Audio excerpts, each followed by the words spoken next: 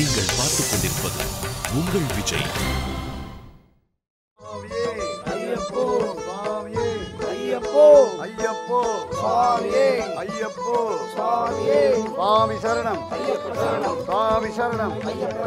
பெருவழி பாதையாக வரும் நமது குழுவினர் சற்று ஓய்விற்கு பிறகு புனித நதியில் நீராடச் செல்கின்றனர்.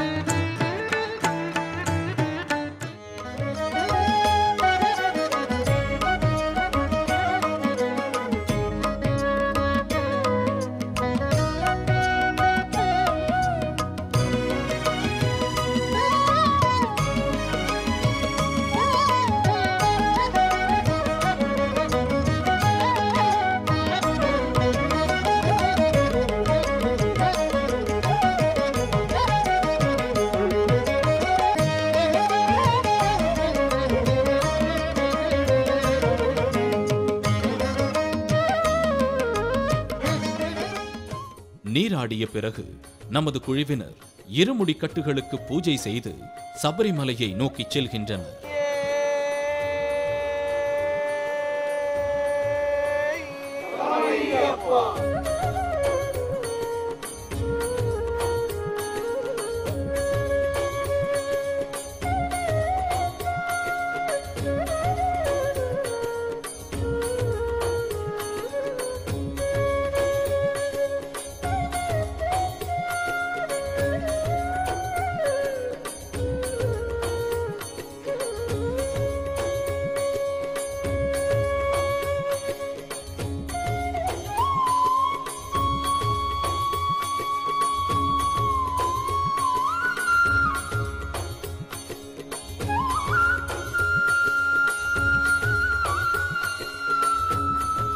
ஐயப்பன்மார்களுக்கெல்லாம் ஒரு முக்கியமான விஷயம், நம்ம இருக்கிற இடம் பம்பை.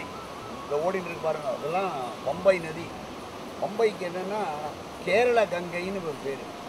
கங்கைக்கு ஈக்குவல், அவ்வளோ புண்ணியமான ஒரு நதி ஓடின்னு இருக்கு. ஏன்னா இதுக்கு கேரள காசின்னு பேர். எதுக்கு? சபரிமலைக்கு கேரள காசின்னு பேர்.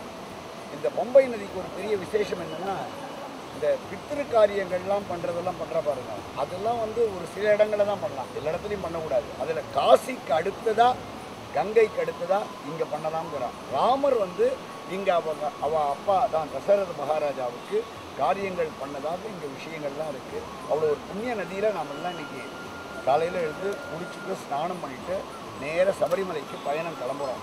சபரிமலையில் ஒரு பெரிய விசேஷம் என்ன, 5 மலைக்கு அதிபதி தான் நம்ம ஐயப்பன். தெரியலையா? நமக்கு இந்த மலைகள் இருக்கு, மலைகள் தான் நமக்கு கடவுள் இருக்கிற இடம். ஏழுமலை ஸ்ரீனிவாச பெருமாள், குன்றுதோர் ஆடும் குமரன், முருகன் இருக்கிற இடம்லாம் குன்று தான். அறுபடை வீடு 7, 6. இங்கே 5 மலை அதிபதி இங்கே பார்க்குறோம். 5 மலை அப்படின்னா அங்கேருந்து கிளம்பினோம் இல்லையா, எருமேலி 1, அதுக்கு அடுத்தது அழுதாமலை, அப்புறம் கரிமலை, இப்போ நீலிமலை ஏற போகிறோம். நீலிமலையை தாண்டா மேலே சன்னிதானம் சபரிமலை. 5 மலை, 5 மலைக்கு போக போகிறோம். இப்போ நேராக பம்பா கணபதிக்கு போய் பம்பா கணபதிக்கிட்ட வேண்டிக்கிட்டு நீலிமலையில் நம்ம யாத்திரையாக ஆரம்பிக்க போகிறோம். நேராக சன்னிதானத்துக்கு போக போகிறோம்.